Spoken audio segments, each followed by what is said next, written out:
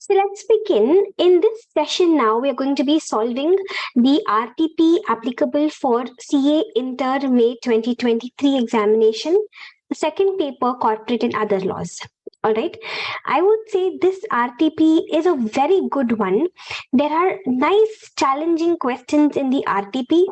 Through the questions that we're going to be discussing in this session, we are not only going to be, having a sort of a revision of concepts which you're already aware of, but some of the questions are so interesting that we will end up gaining a whole different perspective. Okay, so are you ready? Shall we begin? We'll start off with the case study based MCQ. Let us read the question first. Let us see what exactly is the question telling us.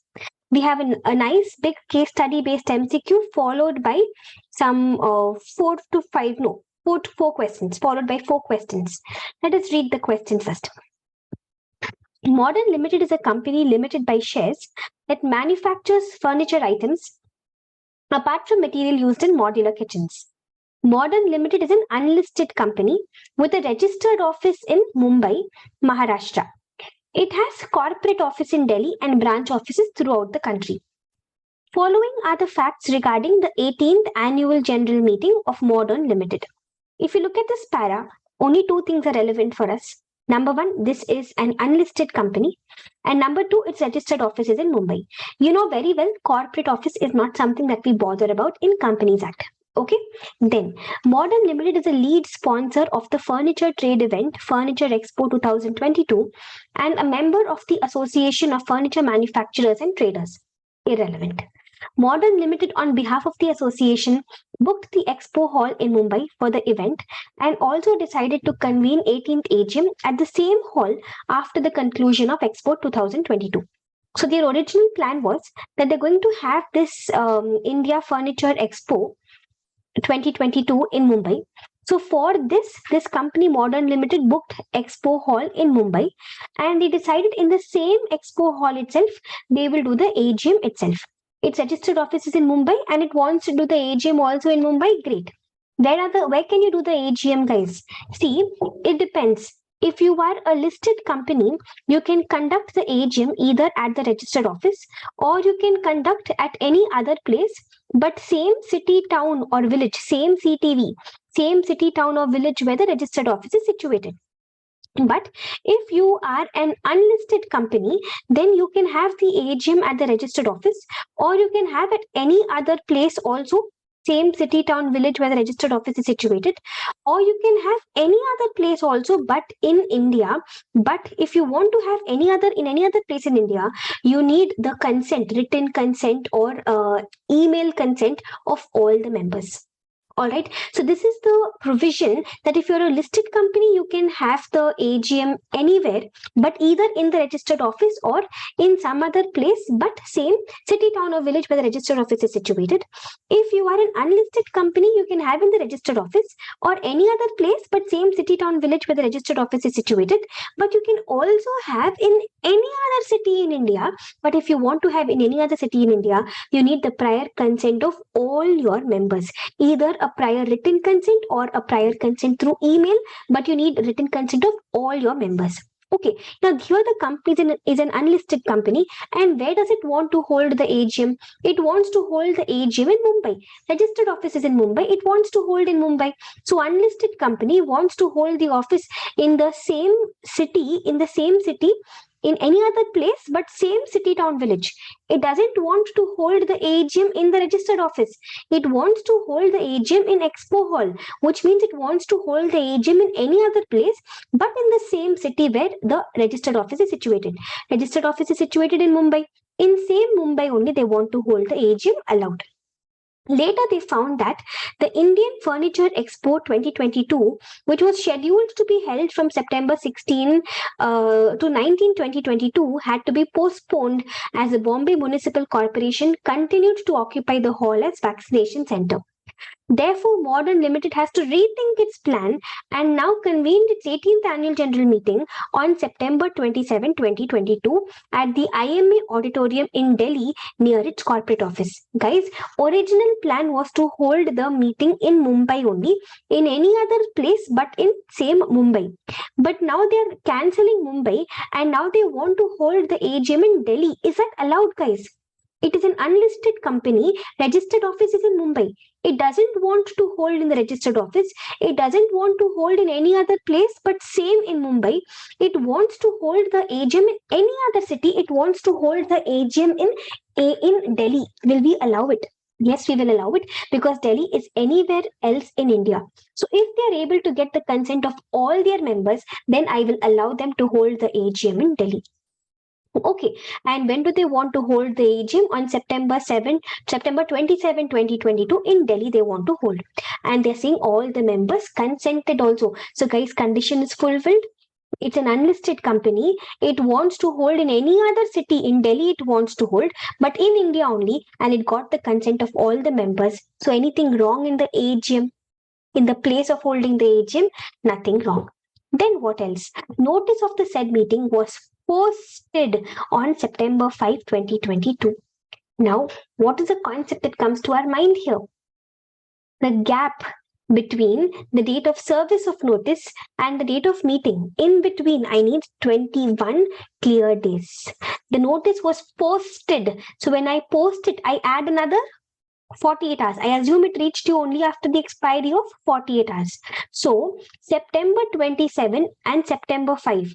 If I ask you what is the gap between September 27 and September 5, both days included, what will you say? Both days included, what is a gap? The gap is going to be 23 days, both days included, guys. I will subtract 2 days because I'm supposed to remove the date of service and date of meeting. In between, I need 21 clear days. So I'll remove the date of service of notice. I'll remove the date of meeting, 2 days. It was sent by post. So I'll remove another 2 days because 48 hours it takes for the post to reach. So what is the number of clear days between the date of service of notice and the date of meeting, guys? You have only 19 days. But this number should be at least 21 days. Do we have at least 21 clear days? No. Hence, this notice is wrong. This meeting is invalid. Are you understanding? See, listen, I'll re-explain it to you. The calculation of the gap between the date of service of notice and the date of meeting, sometimes students get confused. So generally what I tell students to do is you first find the difference, you first find the time gap between the date of meeting and the date of notice, including both the days you find the gap. So the date of meeting is September 27 and we sent the notice when on September 5th. Both days included, if I ask you to find the gap, it will be 23 days, guys. 27 minus 25, 22 plus 1. Why plus 1? Because I want to include both the days. This is going to be 23 days. Now I'm going to remove the date of service of notice and the date of meeting. Why? Because I need clear days. So how many clear days we have now? 21 clear days. But the notice was sent by post. September 5th is the date on which it was sent by post. So when is it going to reach? It's going to reach only after the expiry of 48 hours. So 48 hours would be 2 days. So what is the number of clear days now? Only 19 clear days we are having. This is less than 21. Hence, the meeting is going to be invalid. The notice is going to be invalid. Now you understood properly? Yes. Then what else are they saying? Then they're saying in case of Mr. Ashok, who is declared insolvent but undischarged, notice was sent to assignee. Correct only. If any member becomes insolvent, we are supposed to send to his assignee, official assignee, and that is what the company has done. Willful omission was made in giving the notice in case of Miss Anjum. See, if there is an omission, that is, a company forgot to give a notice, we will see is it a deliberate omission or is it accidental omission. If it is deliberate omission, if it is willful omission, then the notice will become invalid. But if it is, a case of accidental omission, then it's okay. It will be valid. But here it is deliberate omission, willful omission, hence a notice will become invalid. So until now, what are the points that we have concluded? First of all, we said it's an unlisted company, registered office is in Mumbai. Then we said that this company originally decided to have the meeting in Mumbai, but later it shifted the meeting to Delhi. Is that okay? Yes, it's an unlisted company. It can have the meeting either in the registered office itself, or it can have the meeting in any other place, but in the same city, that is in the same Mumbai, or it can have the meeting in anywhere else in India, any other city also, but in India. Delhi is in India only. But if you want to hold in anywhere else in India, then you need the prior consent of all your members. And they did get the prior consent of all their members. So till here, they did not do anything wrong. Then they posted the notice on September 5th because they posted, I added 48 hours. And in between September 5 to September 27, we need 21 clear days, but we are having only 19 clear days. Then the question said that one of the shareholders, Mr. Ashok, is insolvent. So when a shareholder is insolvent, we send the notice to his official assignee, and that is what the company did. Company also sent to the assignee only, correct only. But the company willfully, deliberately did not send to Miss Anjum. No, that is wrong. That is going to be invalid. And then at the meeting, this person, Mr. Singh, was elected as chairman of the meeting by show of hands. Is that okay? Yes, chairman is always first elected by show of hands. Only if a poll is demanded, only then we take up the poll. Mr. Manohar registered his dissent on the appointment of Mr. Singh as chairman, and he sought a poll. Guys, once I appoint a chairperson by show of hands, now after this, in case shareholders demand a poll, then we have to take up the poll, guys. Now tell me, one or two shareholders are demanding a poll. Will I take up the poll? No. How many shareholders should demand the poll? Shareholders who are holding at least 1/10 of the total voting power, or shareholders who are holding at least 5 lakh paid up share capital. These many shareholders should request, only then I will take up the poll. Then tell me, when they're demanding the poll, can even proxies demand a poll? Yes, proxy cannot vote in show of hands, but proxy can demand a poll, and proxy can also vote on a poll. Okay, so Mr. Singh was elected as chairman of the meeting by show of hands. Mr. Manohar registered his dissent on the appointment of Mr. Singh as chairman, and he sought a poll. So first we appointed him by show of hands. Now they are asking for a poll, but one or two shareholders asking for a poll. I am not going to take up the poll. I will take up the poll only if it is demanded by shareholders who are holding at least 1/10 of the total voting power, or holding at least 5 lakh paid up share capital. Is Mr. Manohar holding like this? Let us check. Mr. Manohar has substantial voting right of the company, being a part of the promoter group. That's all they have given us. They are just saying he has substantial voting right, which means he has good enough voting right, which let us assume is at least 10%. We'll assume it is at least 1/10 because you're saying he has substantial voting right. So he has at least 1/10 voting power. So yes, he can demand a poll. A poll was held to elect the chairman. If you remember, when a poll is demanded, generally you get 48 hours time to arrange for the poll. But when the poll is for appointment of chairperson, or when the poll is for adjournment of the meeting, in these two cases, the poll has to be taken up immediately. Right? So here the poll is for appointment of chairperson. We will take up the poll immediately. Poll was held to elect the chairperson, and Mr. Singh voted twice in his capacity as a member as well as chairman. Is that right? No. See, when does the chairperson get the second vote, guys? The chairperson gets a second vote only if ordinary resolution is required and there is a tie and the AOA allows, only then casting vote. Second vote, we will give him one more vote, we will give him in the form of casting vote. But when will we give him casting vote? Only if it's an only if an ordinary resolution is required and there's a tie. Tie means number of votes in favor is equal to number of votes against, and also AOA is allowing. Only then we will give him casting vote.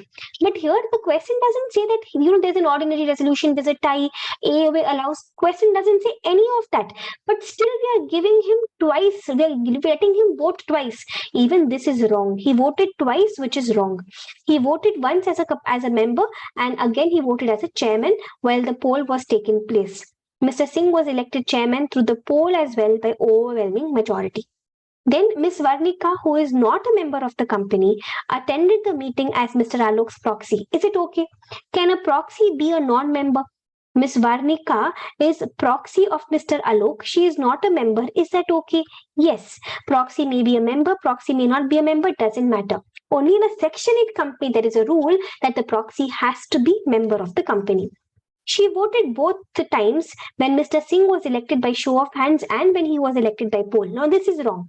In poll, proxy can vote, but in show of hands, proxies should not vote. When she initially voted, she raised her hand in favor of electing Mr. Singh as chairman. During election through poll, she casted a vote against. Mr. Manohar, you remember, same Mr. Manohar who asked for a poll, same Mr. Manohar raises the question on vote that is casted by Mr. Singh in his capacity as chairman. Even we discussed that Mr. Singh, you're voting twice, it is wrong. You cannot vote twice. You're voting as member also, you're voting as chairman also, that is wrong. Same way, even Mr. Manohar is finding it as wrong, and Mr. Manohar is raising the question on the vote that is casted by Mr. Singh in capacity as chairperson. Hence, he passes remarks on him and his allies, which can be considered defamatory in nature. So, he passed defamatory remarks. The chairman, at his opinion, instructed the company secretary to exclude the remarks passed by Mr. Manohar while preparing the minutes. But some members raised a voice against the discretion of Mr. Singh because they find the remarks did not carry any matter which can be considered defamatory, while some other members feel remarks are made with an intent to defame the chairperson. Listen, the minutes are supposed to contain what? The minutes are supposed to contain a fair and correct summary of the proceedings of the meeting, guys. They're supposed to contain a fair and correct summary. But if any matter is DID, if any matter is defamatory, that is insulting, if any matter is irrelevant, or if any matter is immaterial, or if any matter is detrimental to the company's interest, then the chairperson can decide that this matter will not enter the minutes book.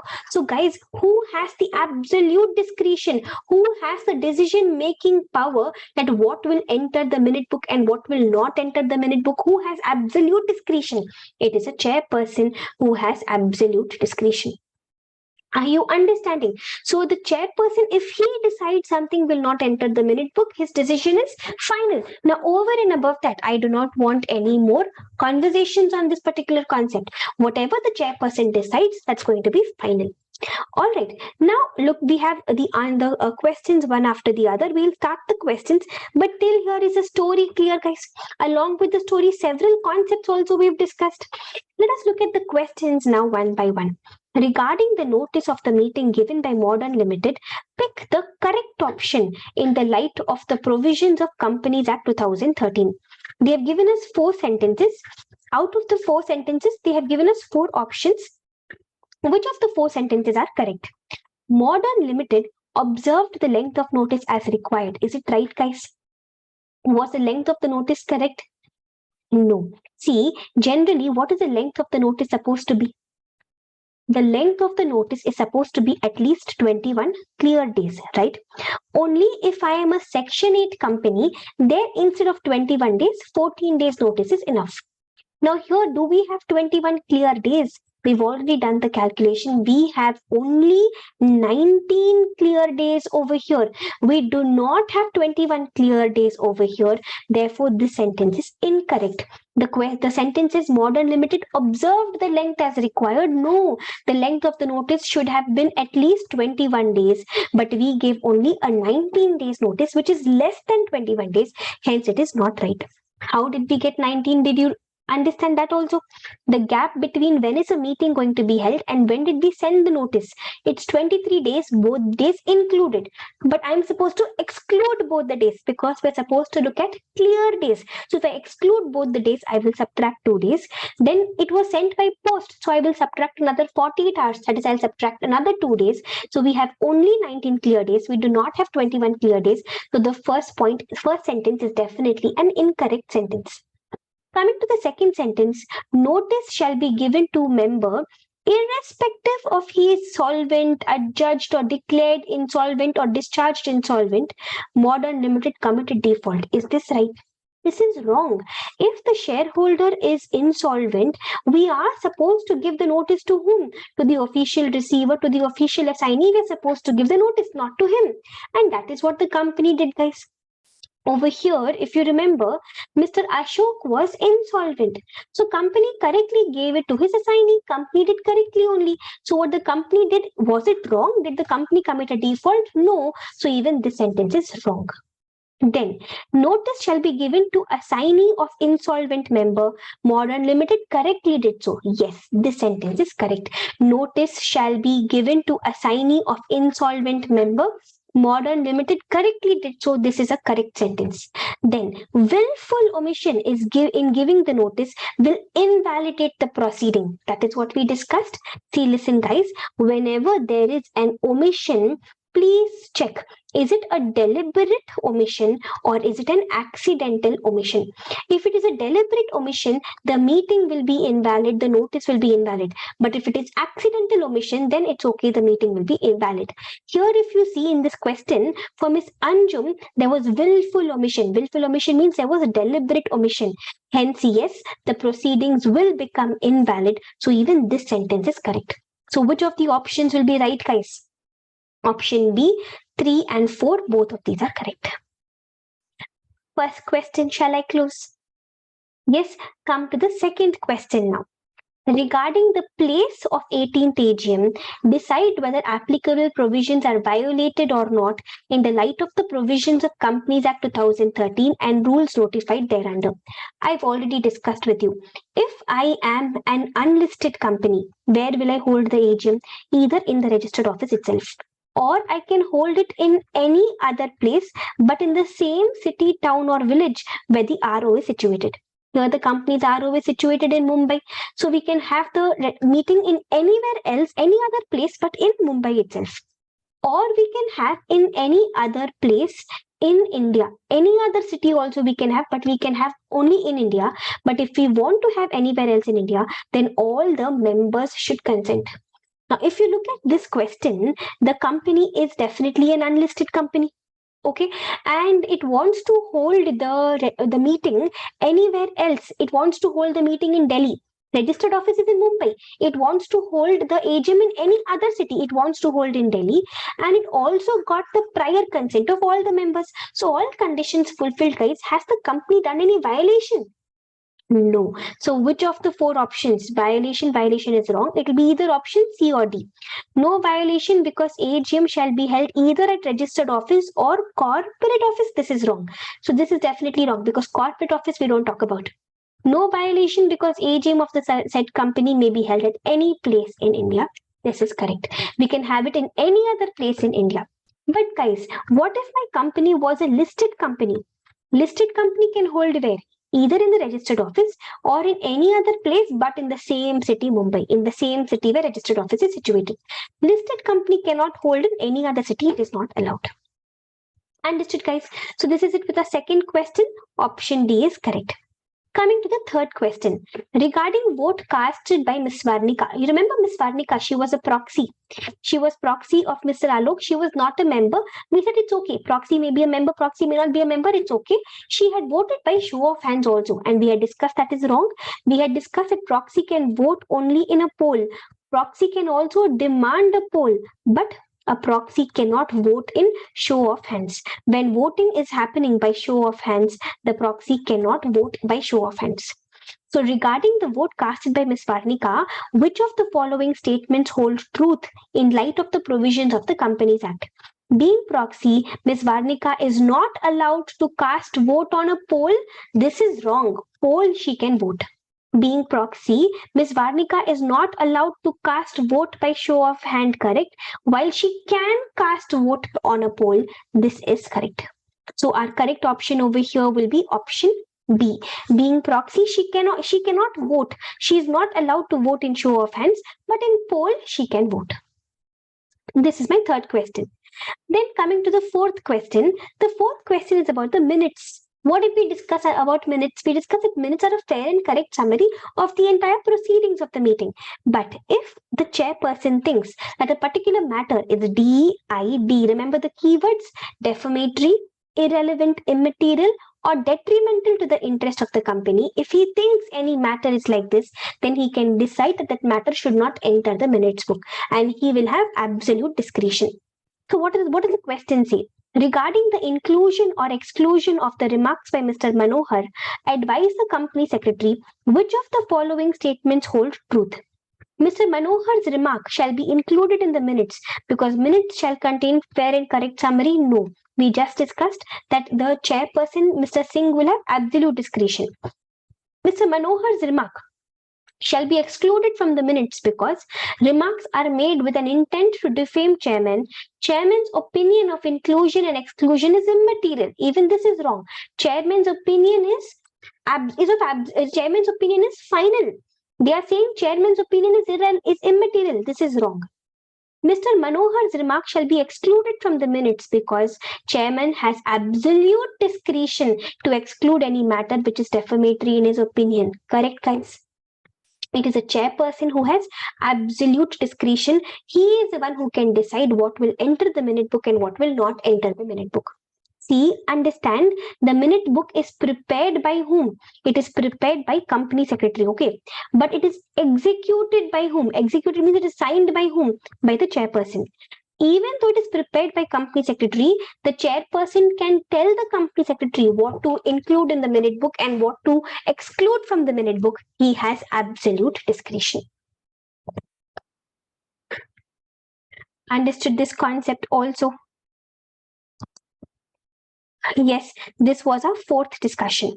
Then coming to the fifth discussion. So with this, we are done with the case study question. A very good question, guys. A lot of questions under the minutes, a lot of concepts from the minutes, from the meetings chapter got revised through our discussion. So many concepts we've discussed. Like, for example, first of all, we discussed over here about number one, if I'm an unlisted company, where will I hold the registered office? We discussed about that. Where will I hold the meeting? Sorry, what's happening? If I'm an unlisted company, where will I hold the meeting? I will hold the meeting either in the registered office or in any other place, but same city, town, village, or any other city also, but in India. But for that, I need prior consent of all my members. This was our first learning. Then our second learning was about 21 clear days. Our third learning was if a particular member is insolvent, then we can send the notice to his official assignee. Then we learned if any omission is willful omission, then the meeting itself will become invalid. Then our next discussion was about show of hands and poll. We said we will take up the poll only if poll is demanded by shareholders holding at least 1/10 of voting power or at least 5 lakh paid up share capital. We discussed generally to take up poll, we give you 48 hours time. But if the poll is for appointment of chairperson or for adjournment of meeting, this matter poll has to be taken up immediately. We discussed. Then we also discussed that first chairperson will be appointed by show of hands. Only if poll is demanded, only then we take up the poll. We also had a discussion on casting vote. Then we discussed about proxies. We said proxies can be non-members also. Only in Section 8 companies, proxies have to be members. And then we discussed proxies can vote in a poll. They can also demand a poll, but they cannot vote in show of hands. And finally, we had the discussion regarding minutes. We said it is the chairperson who has the absolute discretion to decide what will enter the minute book and what will not enter the minute book. If the chairperson thinks that a particular matter is defamatory or irrelevant or immaterial, if the chairperson thinks a particular matter is irrelevant or immaterial or defamatory or detrimental to the company's interests, then that matter will not enter the minutes book. He has the absolute discretion we discussed. All right. And so all these questions were based on these concepts. I think these questions were fine. After all the discussion, these questions were fine. Now come to the fifth question.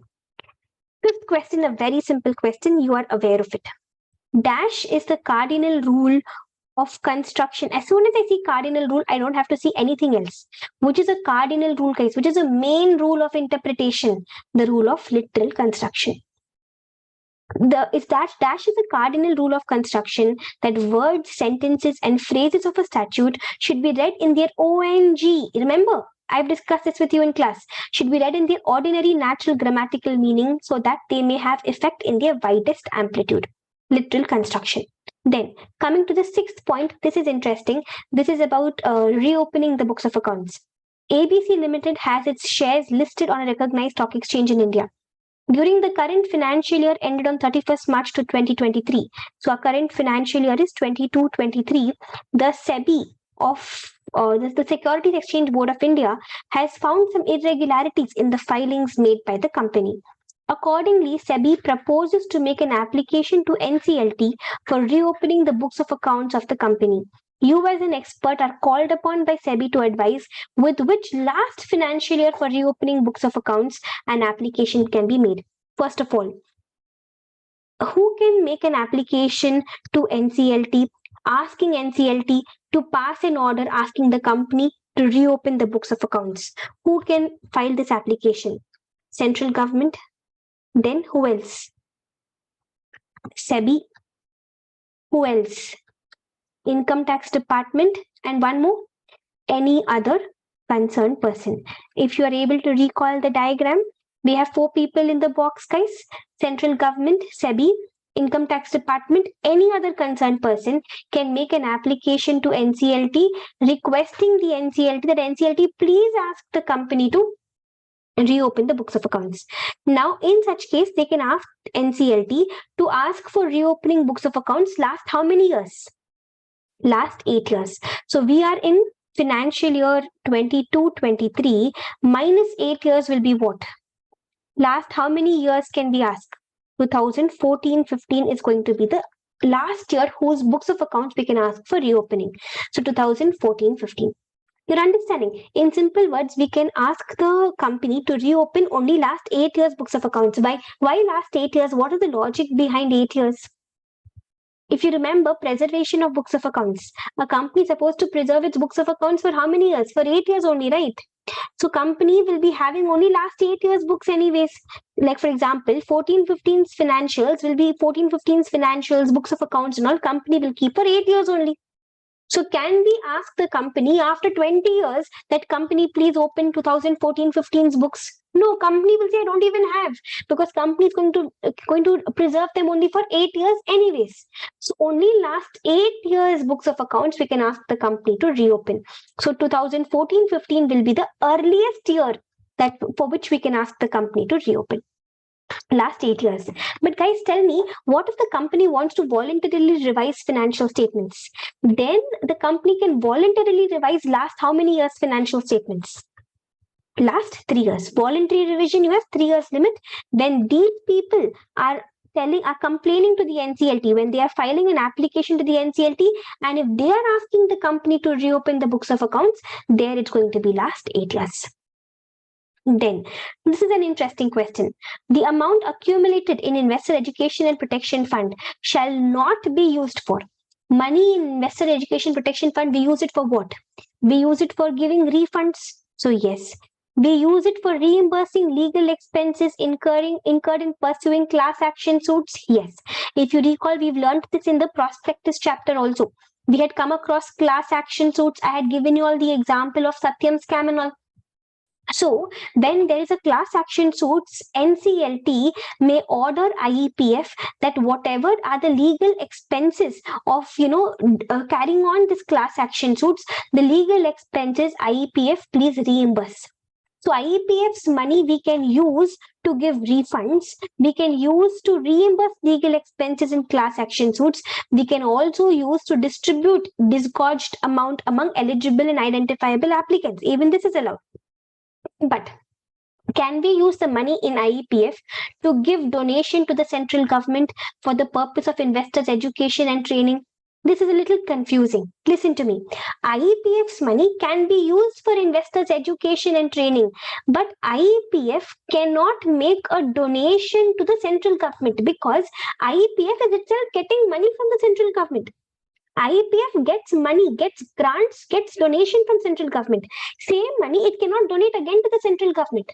IEPF can spend the money for investor education, but IEPF cannot donate money to the central government that use this money for investor protection, investor training and all. This is not allowed. You're understanding? IEPF can spend money on investor education and training, but IEPF cannot give a donation to the central government and say, use this money for investors education and training. No. Instead, it is IEPF who gets grants and donations from the central government.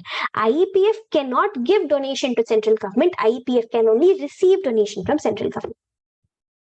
Understood, guys? Yes, this was another interesting question. All right, now coming to question number 8. This is like the star question of this RTP. This question is an ambiguous question. The same MCQ was asked even in the November 2022 examination. In the November 2022 CA inter examination, the same question was asked, and the institute was also criticized for being heavily ambiguous over here. Let us read the question, you'll understand. Which among the following will not be considered as a foreign instrument? Not be considered as foreign instrument. In other words, which of these will be an inland instrument? Okay, now listen. What is an inland instrument? What is a foreign instrument? Let me give you some clarity first of all. See, an inland instrument is one which fulfills two conditions. Condition number 1, this instrument should be drawn in India. Okay. Condition number 2, either the drawee should be a resident or it should be payable in India.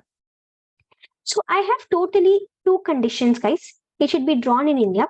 Within condition 2, I have two subconditions.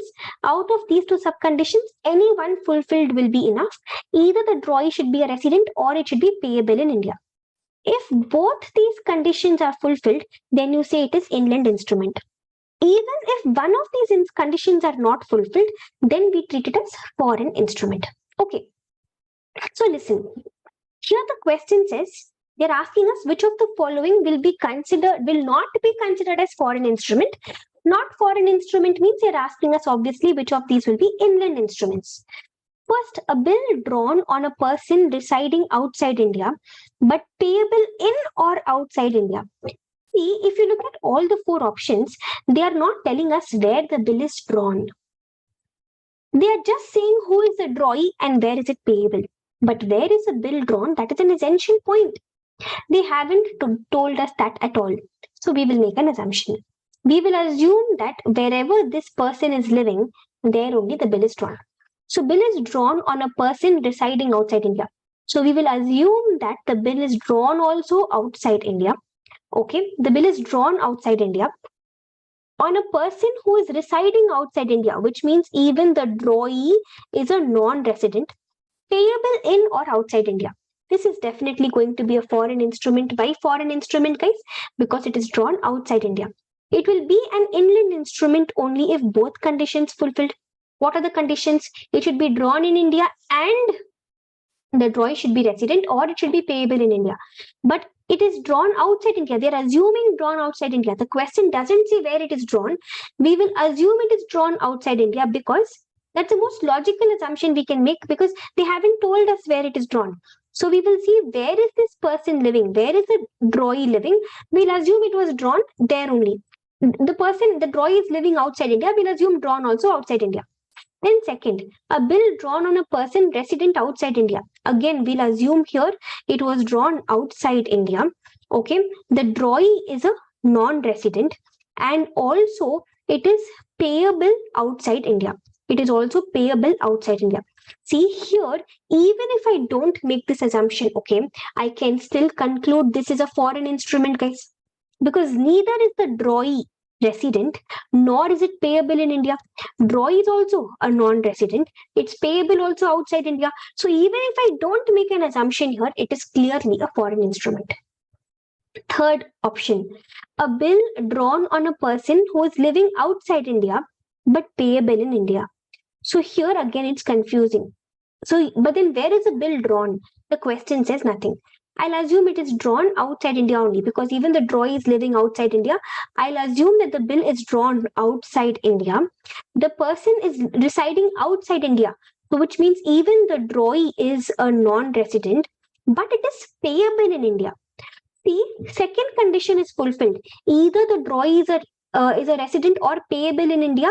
Out of this condition is fulfilled. It is payable in India, but it is drawn outside India, and therefore even this will be a foreign instrument. Coming to the last option now. A bill is drawn on a person resident in India, which means the drawee is a resident. The bill is drawn on a person resident in India, so I will assume it was drawn also in India.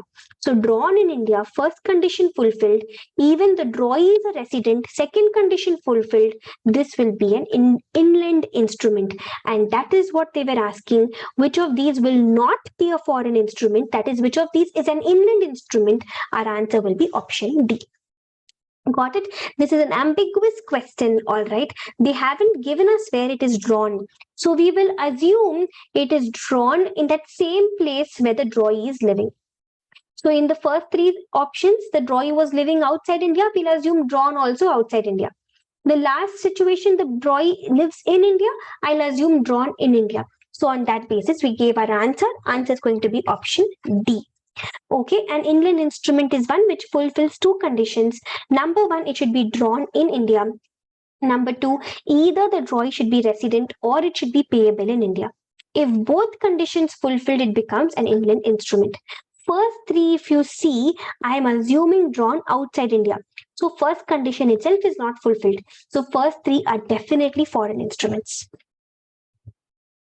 Crystal clear, guys? Then let's proceed forward. Let's go to the next question, question number 9. Who cannot inspect register of charges and instrument of charges during business hours without paying any fees? Listen. Talking about inspection of register of charges, who can inspect the register of charges?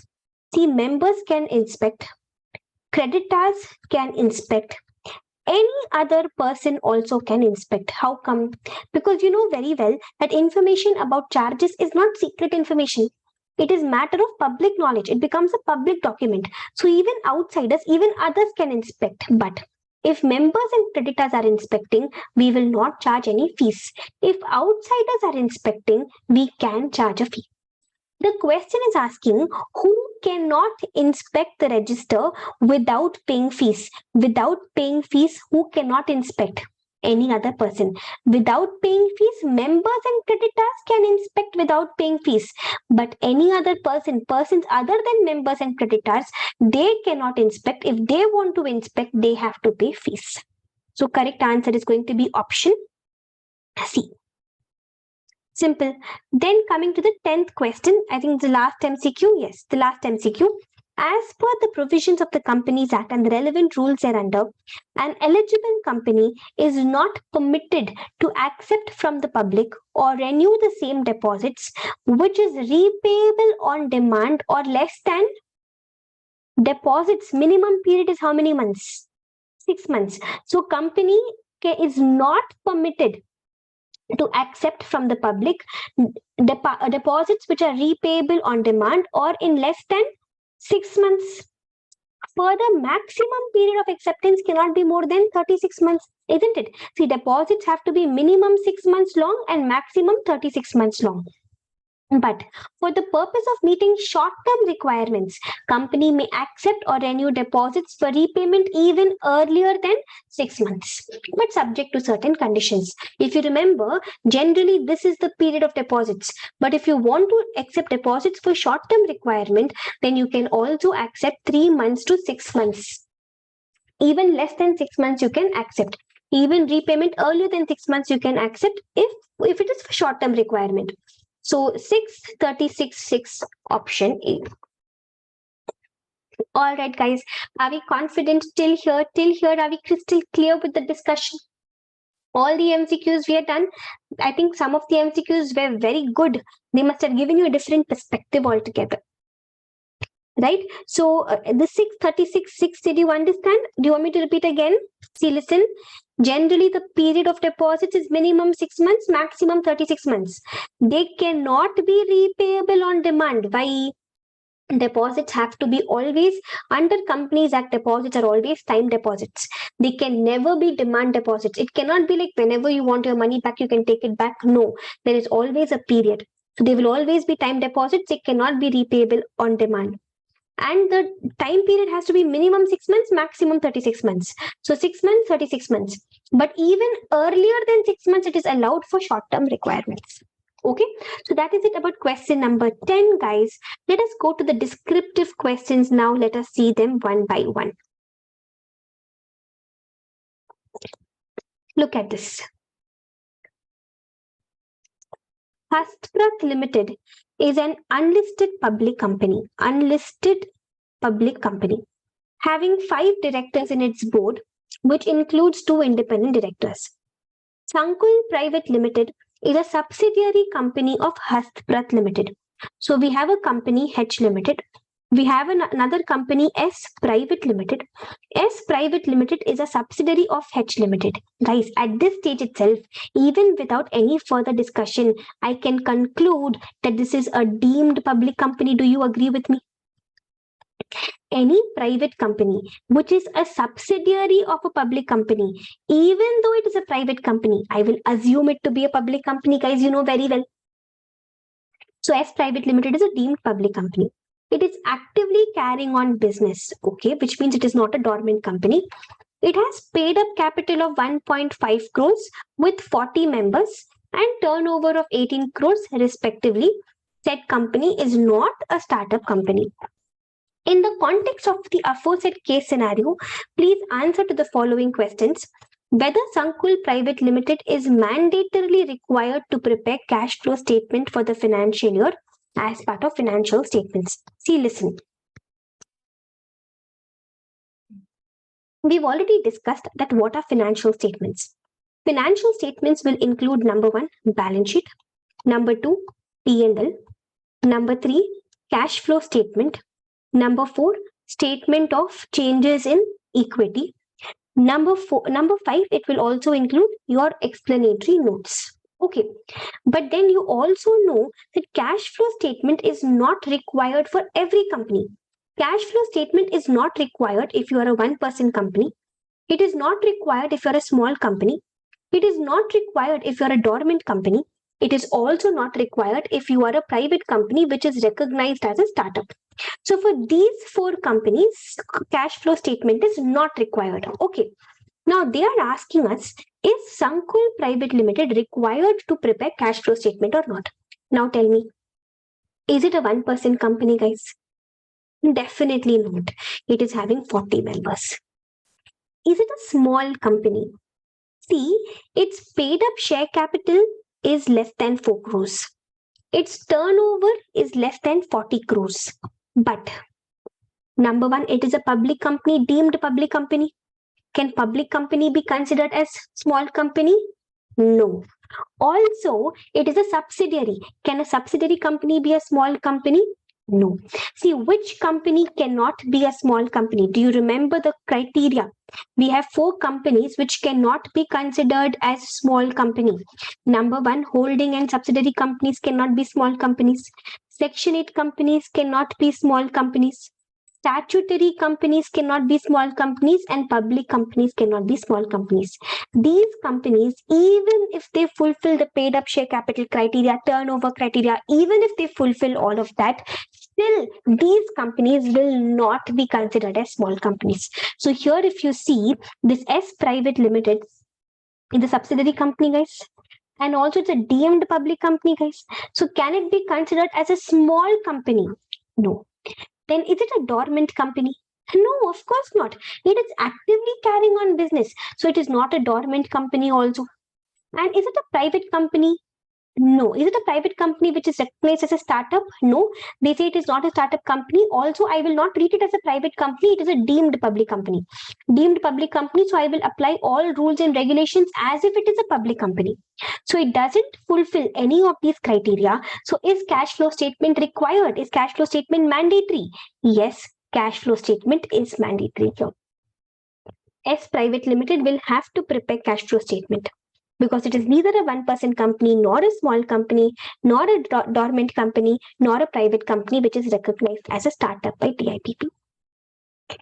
Thorough with this? Understood question number 11 properly? Everybody, yes? So this is it with question number 11, guys. So question number 11, cash flow statement is required. Come to question number 12 now.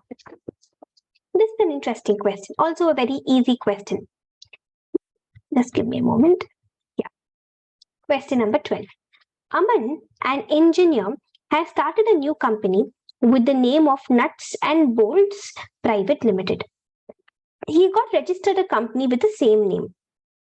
However, Nuts and Bolts is a registered trademark. Guys, you know very well. The company's name should not be identical.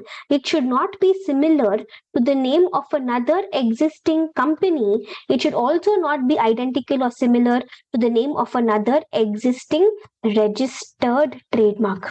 So this person, Mr. Raman, he's starting a company, Nuts and Bolts Limited, and the name is similar to Nuts and Bolts, which is a registered trademark. After 5 years, when the owner of the trademark came to know about the same, it filed an application with the relevant authority. Can the company be compelled to change the name by the owner of the trademark? No. See, there is a rule that if the company's name is identical or company is already incorporated, okay, and after incorporation, the central government realizes that the company's name is identical to the name of another existing company or similar to the name of another existing registered trademark, then central government can ask the company to change the name within 3 months by passing a simple ordinary resolution. But if it is similar to registered trademark, then here you have a special point, and the special point goes like this. The person who owns this trademark has to complain to the central government about it within 1 year. So we will see when was this company incorporated. From the date of incorporation of the defaulting company, within 1 year they should have taken action. Who should have taken action? The owner of the trademark should have gone and told the central government. The central government, see, company's name is identical or similar to a trademark. He should have gone and complained. But here, when is he complaining? Only after 5 years. So which means, can the owner of the trademark ask the central government to ask the company to change the name? No. So can the company be compelled to change the name? No. Had the owner of the trademark gone within 1 year from the date of incorporation of Nuts and Bolts Private Limited, had they gone within 1 year, then yes, they could have asked central government to ask the company to change the name. But they're going only after 1 year, so they cannot ask the company to change the name. Can the owner of the registered trademark request the company and then can the company change the name at its discretion? Yes, this is the only option. At the maximum, what the owner of the trademark can do is he can go to the company. He can go to Nuts and Bolts Private Limited. He can say, listen, your name is very similar to our registered trademark. Please change the name. If Nuts and Bolts Private Limited agrees, at its discretion, if they agree, they will change the name. And to change the name, they will follow the normal, usual process, which is passing a special resolution, getting central government approval, and all that. The normal, usual process they will follow. Understanding, guys? This is it about question number 12. Here, the owner of the trademark, had he gone within 1 year itself, within 1 year from the incorporation of Nuts and Bolts Limited, had he gone, then immediately he could have asked the company to change the name. If he had gone and informed the central government within 1 year from the date of incorporation, then he could have asked the central government asked the company to change the name, and company would have had to change the name mandatorily. It would have been mandatory. But here he is realizing only after 5 years. After 5 years, central government will not entertain the application. After 1 year, central government will not entertain the application, and therefore we cannot compel the company to change the name. At the maximum, he can request the company. If the company agrees, the company will change the name. And this is question 12. Then coming to the next question, a good question. Yellow Limited received a communication from the central government for preparation of periodical financial results and complete audit or limited review of such periodical financial results. Board of directors have raised an objection on the ground that as it is an unlisted company, periodical financial results need not be prepared. They are wrong. New section 129A has been inserted some 2 years back. 129A says if the company is an unlisted company, then the central government can pass an order asking this unlisted company to prepare periodical financial results. And not only prepare these periodical financial results, also get them audited, also file them with the ROC within 30 days from the date on which the period is over. See, periodical financial results under the SEBI rules, listed companies are anyways preparing quarterly periodical, right? But now even for unlisted companies, if central government thinks it is required, central government can ask unlisted companies to also prepare periodical financial statements. So here in this question, Yellow Limited received a communication from the central government to prepare periodical results. So now the Yellow Limited has to prepare periodical results. It's an unlisted company. The question says it's an unlisted company. Unlisted companies, the central government can ask them to prepare periodical financial results and also get them audited and also file them with the ROC within 30 days. Central government is not wrong here. This is it about question number 13.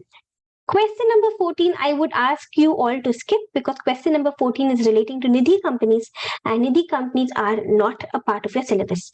This is a CA final question which by mistake they have put into our RTP. Come to question number 15 now.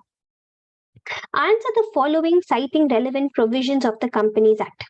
Wire Electricals Limited paid up capital 1 crore, availed a term loan of rupees 10 lakhs from ABC Bank Limited to purchase electrical items.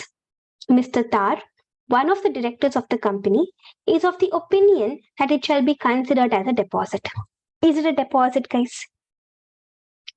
Do you remember learning one huge list of exclusions? We have a huge list of exclusions which are not considered as deposits. Any money, any loan which you get from a bank or from a public financial institution is not considered as deposit, isn't it? Here, the company is getting loan from a bank. Any money which you get from a bank, this will not be considered as deposit. So is it considered as a deposit? Is its contention correct? No, it is not a deposit. Money received from banks will not be considered as deposit. Then, a government company which is eligible to accept deposits under Section 76 of the Companies Act cannot accept deposits from the public exceeding 25% of the aggregate of paid up capital, free reserves and securities premium. What do you think? Is this right? See, if the government company is also an eligible company, okay, then it can accept deposits from the public. It is allowed. It can accept deposits from the public. I will allow. But maximum, how much will I allow? Maximum 35% of paid up share capital plus free reserves plus securities premium we will allow. Okay, but what is the sentence saying? The sentence is saying maximum 25%. Even this sentence is wrong. It's not maximum 25%. It's supposed to be maximum 35%. Understood? So government company, if it's accepting deposits from the public, the limit is going to be maximum 35% and not 25%. All right, guys. Then after this, I'm taking you to the next question, the last question under the Companies Act. This is a very good question relating to the CSR. In fact, guys, if you already have the 4th edition of my material, you will find most of the questions are repetitive. Like this question is repetitive. This question is also repetitive. Even this question, you will find all of these, even this one. All of these, you would be finding them all to be very familiar questions. Same questions are there, even in the material which I've given you all. Even if you look at the MCQs, many of the MCQs are very similar to what we've already seen. This one. There are many of, so basically you should not be finding it, over the top difficult. All right. The first MCQ, the case study based MCQ, that was a very good one relating to minutes. All right. But nothing in this MCQ was new. Every concept in this story we were aware of. The second question, very simple. This, even if you haven't prepared, you will be able to answer. We've learned this very well. Even this, you are aware that if anybody else, if these 4 people are filing an application to the NCLT and asking for reopening the books of accounts, last 8 years they can ask. But if I'm voluntarily revising, maximum only last 3 years. All right. Then I think in the MCQs, the only tricky part was this foreign instrument, Indian instrument, this particular point. The rest of it was all fine. Come to question number 16 now. This question is on CSR. Listen, Red Limited, the company, was incorporated on 1st April 2020. Balances extracted from audited financial statements are given to you. 2021 net profit before tax, net profit after tax. 21-22 net profit before tax, net profit after tax. The company proposes to allocate the minimum required amount for CSR activities to be undertaken during 22-23 if it is mandatory. Advise the company in this regard.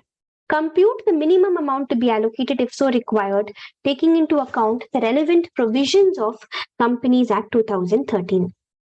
Now, basically, we have to first of all identify whether CSR is applicable. And if it is applicable, we have to calculate how much money it has to minimum spend on CSR. Now, listen. Does CSR apply to every company? It applies to those companies who fulfill some conditions, right? Either the net worth should be at least 500 crores, or turnover should be at least 1000 crores, or net profit should be at least 5 crores. In which year? In the preceding financial year. See, like for example, here we're talking about financial year 22-23, right? So you will look at the preceding financial year. What is the preceding financial year? Financial year 21-22. In financial year 21-22, if the net worth is at least 500 crores, or if the turnover is at least 1000 crores, or if the net profit is at least 5 crores, out of these three, if any one condition is fulfilled, then in 22-23, CSR will be mandatory. Okay, so now they have given us information about 2021 and 21-22.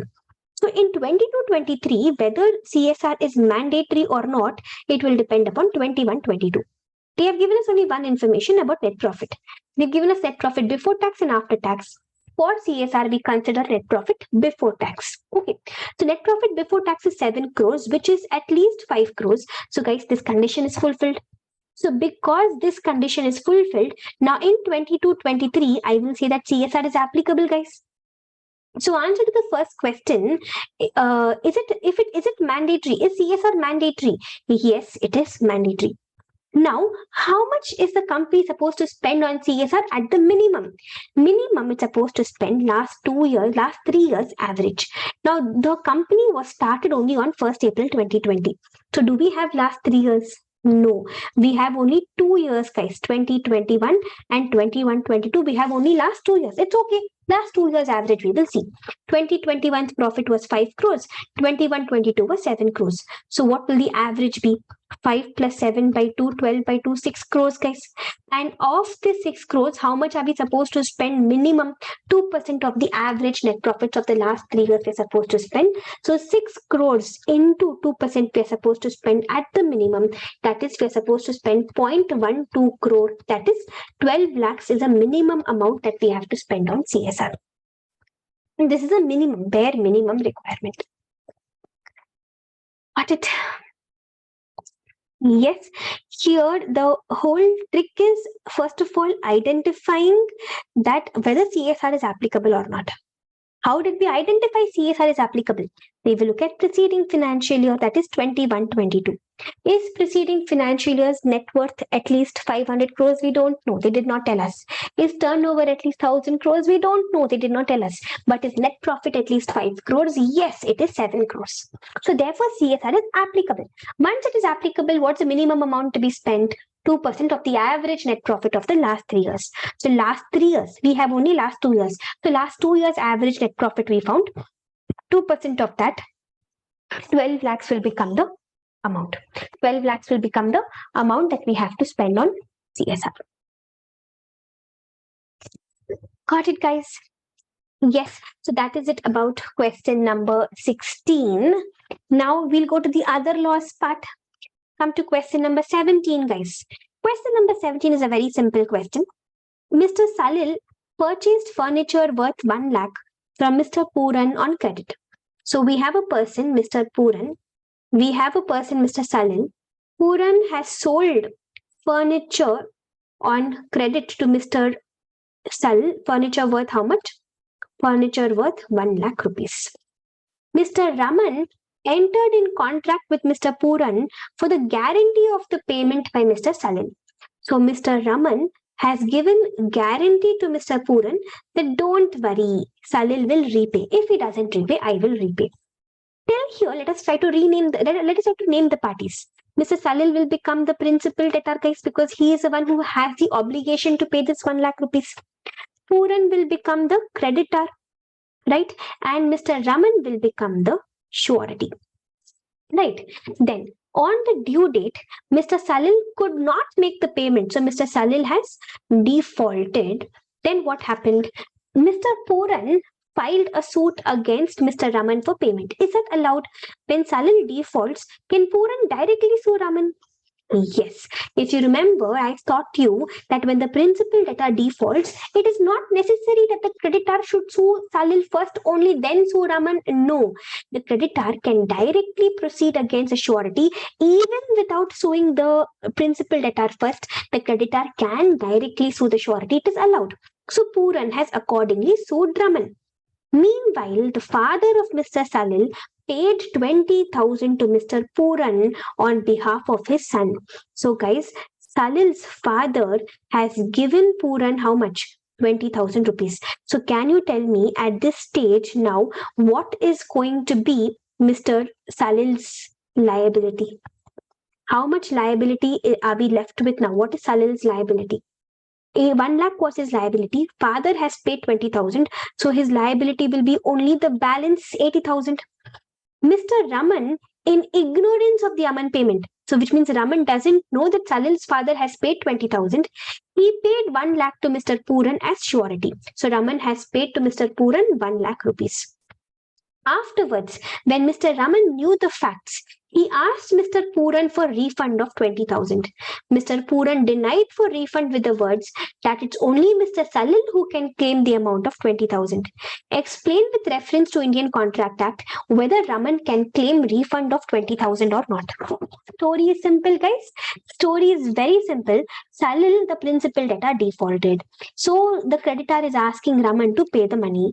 Meanwhile, Salil's father, the principal debtor's father, has paid how much? The principal debtor's father has paid 20,000. He has paid. So because he has paid this 20,000, so what is Salil's liability? 80. So how much Raman should have actually paid? He should have paid only 80,000. But he paid full 1 lakh, not knowing that Salil's father has paid 20,000. He should have actually paid only 80,000. Why? Because Raman is a surety. Surety's liability is coextensive with the principal debtor's liability. So Salil's liability is 80,000. Even Raman's liability is 80,000 only. So he should have paid 80,000 only. But by mistake, he ended up paying how much?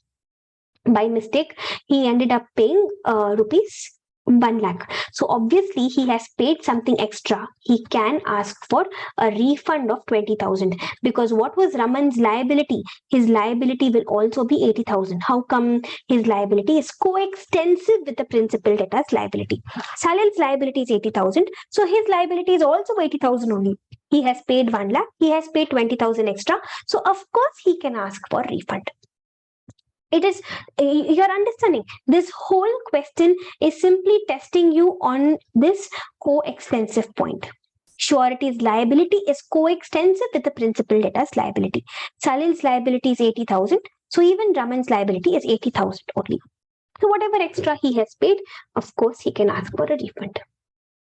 Okay, so that was question number 17. Now come to question number 18, a very interesting question, guys. Here we will need a diagram also. We'll put the diagram also here. Listen, a bill of exchange is drawn payable to Amir or order. Amir endorses it to Rani. So bill of exchange is drawn payable to Amir or order. Let us say there is some buyer and there is Mr. Amir. So Amir has drawn a bill of exchange on the buyer. This bill is payable to whom? What does the bill say? The bill says pay Amir or his orders. Okay, a bill of exchange is drawn payable to Amir or order. So Amir has a right to receive money on the bill of exchange. He becomes the drawer of the bill of exchange. Amir endorses it to Rani.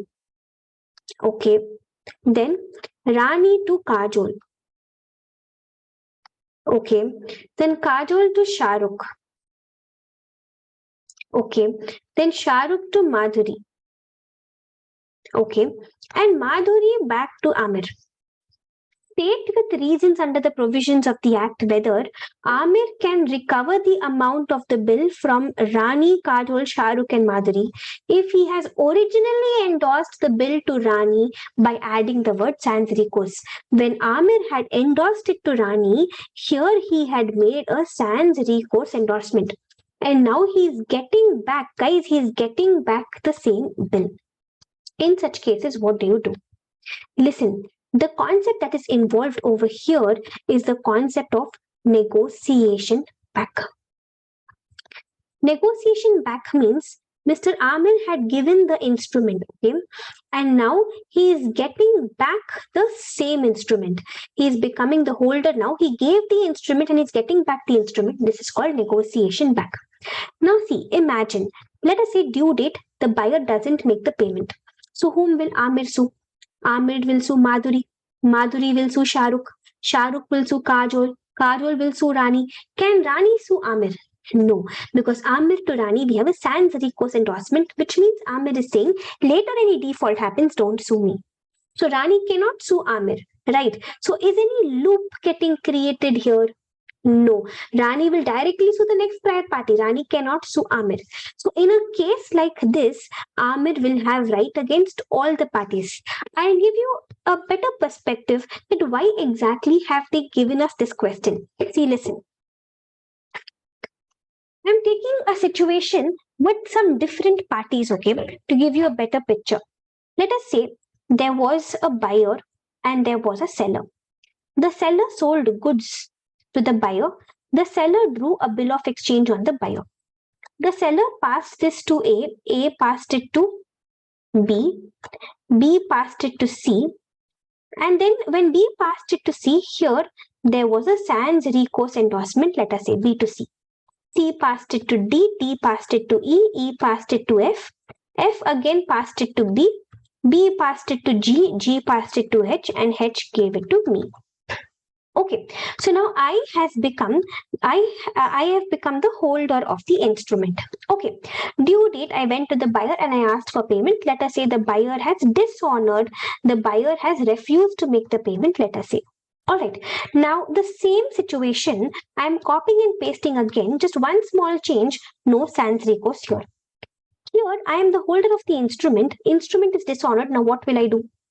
I will sue H will sue G will sue B will sue F will sue E will sue D will sue C will sue B will again sue F. So basically a loop is getting created, guys.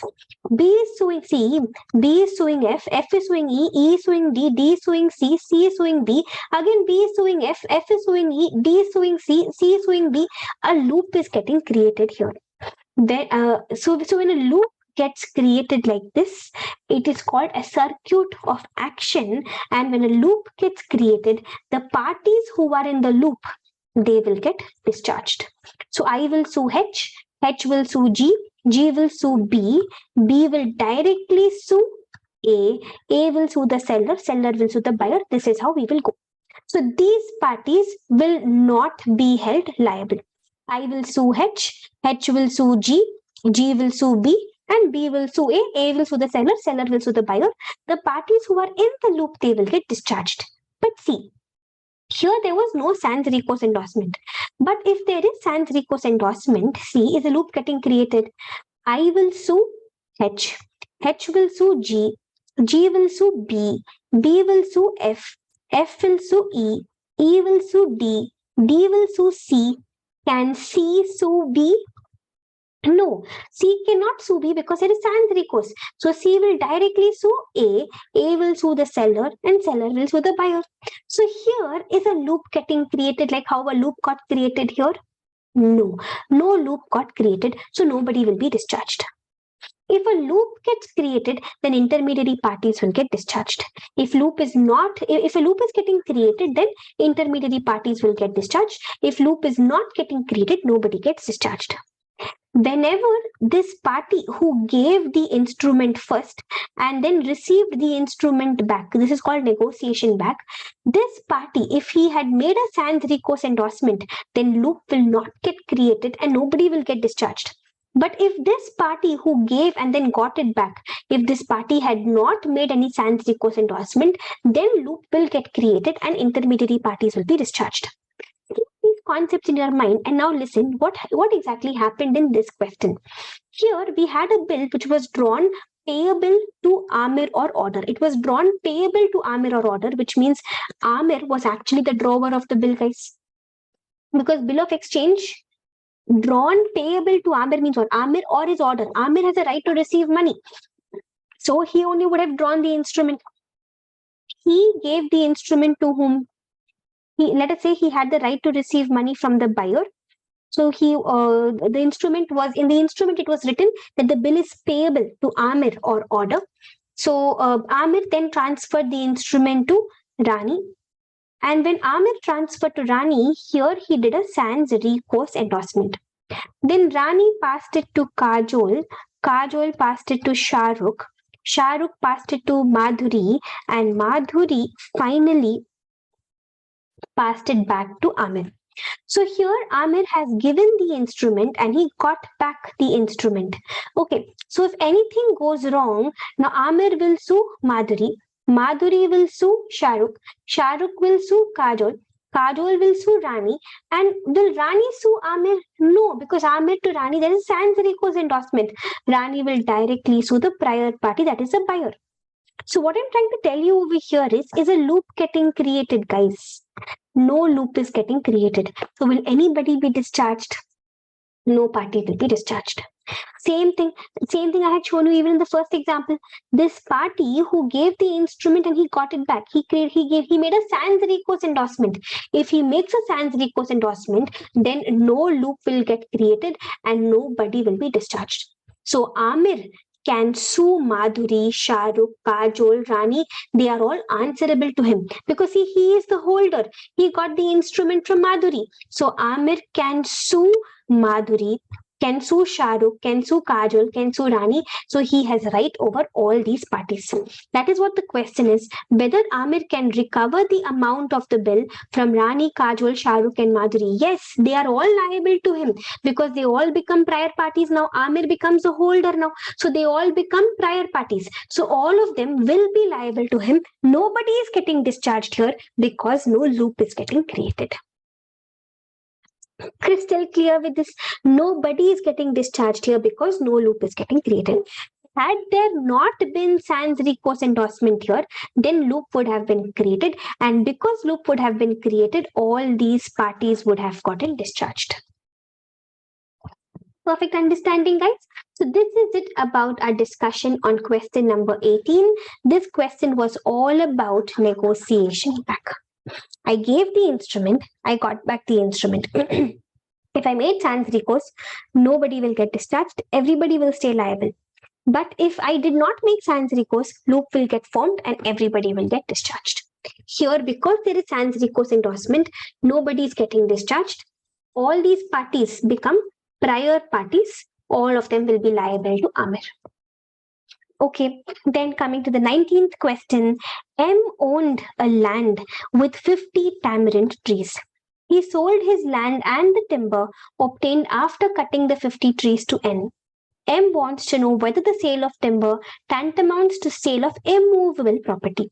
See, land is no doubt immovable property. Trees, till they are rooted to the soil, they are immovable property. But once you cut the trees and you get the timber, timber will not be immovable property, obviously. A very basic question, a repetitive question this is. So many times we've seen this question in the past. Even in the form of MCQs, we've seen this question. Timber, once a tree is cut, the timber will not be considered as immovable property anymore. Final question, when can the preamble be used as an aid to interpretation of statute?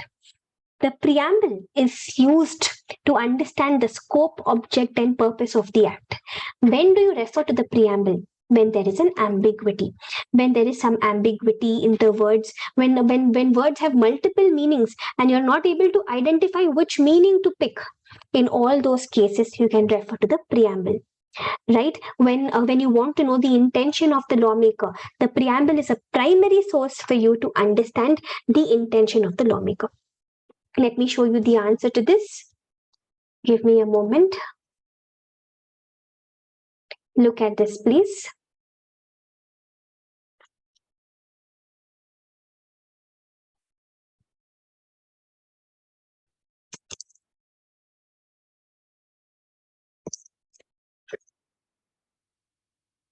Here. When do you refer to the preamble? Whenever there is any ambiguity in understanding the provision of the act, when the language of the statute is not clear, when a word has more than one meaning and a doubt arises which meaning is intended, in all these cases I can look at the preamble. Preamble expresses the scope, object, and purpose of the act. It is a main source to understand the primary intention of the lawmaker.